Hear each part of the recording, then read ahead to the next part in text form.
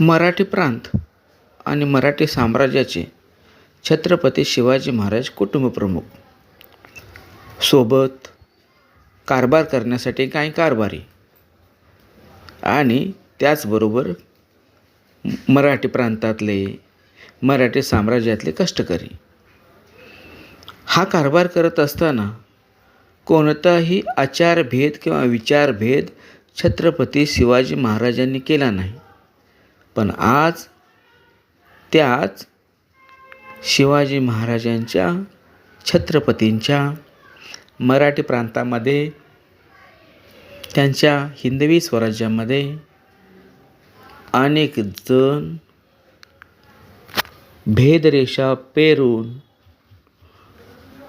या कष्टकऱ्यांना वेगवेगळे करताना पाहतो आहे. यांना बाजूला करा.